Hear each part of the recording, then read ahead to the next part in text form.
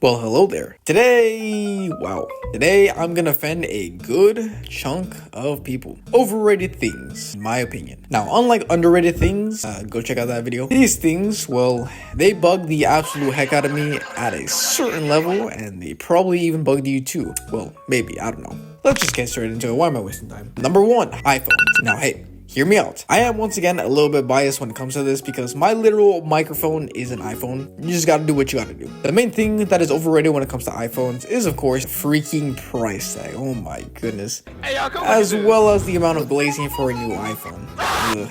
Especially back in high school. If you didn't have like the newest iPhone back in high school, or maybe even today, you know, you have that one friend group, or maybe just that one friend, you would not hear the end of it. What also makes no sense is upgrading your iPhone even though your phone works completely fine. What's up, dude? Oh, damn. You got the iPhone 14? Yeah, but I think I'm gonna upgrade it though. Why is that one broken, or you just don't like it? Nah, I just got this actually just like a couple days ago, but you know, the iPhone 16 came out, so I might as well just get that one instead. Kinda tired of this one already. A little outdated. Yeah, kinda fell off, you know what I'm saying?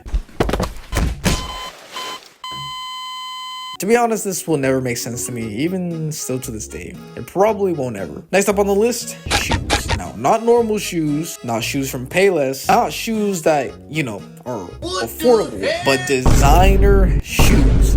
My voice cracked. But, free. But designer shoes. I'm talking about those shoes that literally make no sense, they look weird, and they're probably more than your entire savings account. That overall, they don't even look that great. I'm talking about like shoes like, you know, those big old red boots that was popping that one time, that look like boots from Dora the Explorer. Yeezy Crocs that look like slugs made from Swiss cheese. And pretty much any type of shoe with a ridiculous price tag. A little story time.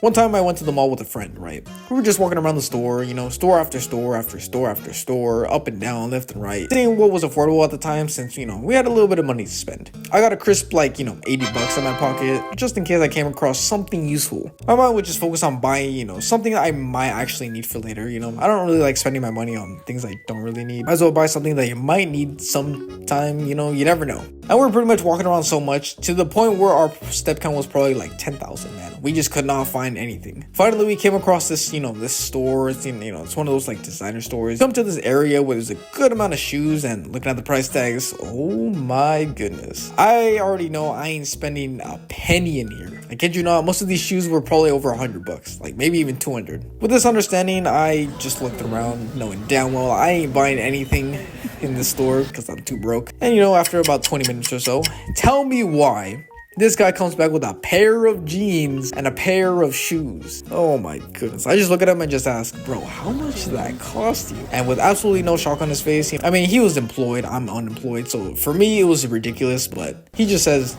about like $250, I think. Still, to this day, I will never understand those people who spend their entire bloodline's inheritance to have a room looking like this. Moral of the story, I ain't spending that much on shoes or anything in particular. Next up, Dutch Bros and Wingstop. I'm gonna get cooked. This is a spicy one. Let me explain. As much as these two go hand in hand sometimes, find some good food and drinks, I don't think it's that great.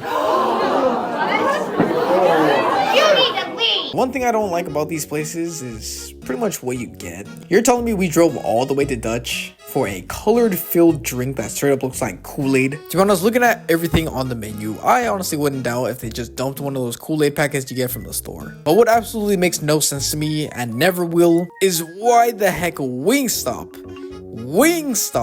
is charging $30 for microscopic wings. I don't know, I might just be cheap, but we all gotta agree that Wingstop charges way too much for these microscopic wings, man. Oh my goodness. For comparison, these chicken legs and wings that you can get at any store that are literally $5 nearly combined are not only cheaper but also twice the size. Combine that with, you know, the seasonings, of course, and you got yourself a nice meal that was 10 times cheaper and also twice as big as Wingstop. Man, this makes no sense. This time, listen to your mom. It just says Wingstop is at home. Best believe you're saving a lot of money. Number 4, ramen noodles. ramen noodles, Roman numerals, whatever you want to call it. Now, I'm not gonna lie, if there's absolutely nothing else in the fridge to eat, I'm talking there's no bread, no ham, not even microwave burritos, especially these ones, because not even some classic Jimmy Dean's breakfast sandwiches to eat, not even dino nuggies in the fridge to eat, not even that one thing, you know, very back of the fridge that you don't even know what it is, you just wanted to try it out at one time, but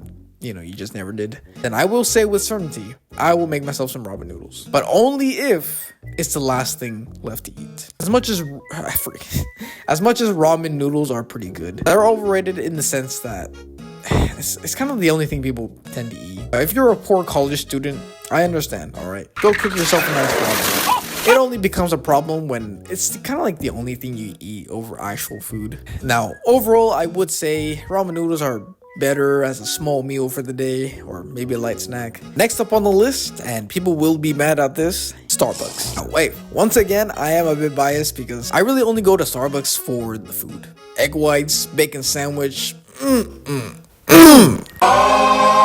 oh man, they slap every single time. Now, not gonna lie, I have had some drinks from Starbucks, and overall, they honestly weren't that bad. Matcha's pretty good. The variety of options isn't bad. However, it's overrated in the side of coffee. Now, personally, I'm not a coffee drinker, so this kind of makes it a weird situation to be in, but whatever. Now, the non-coffee drinks are actually pretty good, you know. There's nothing really wrong with them, you know. They have a nice variety of them. Yeah. But if I'm being completely honest, it's like the coffee, I guess you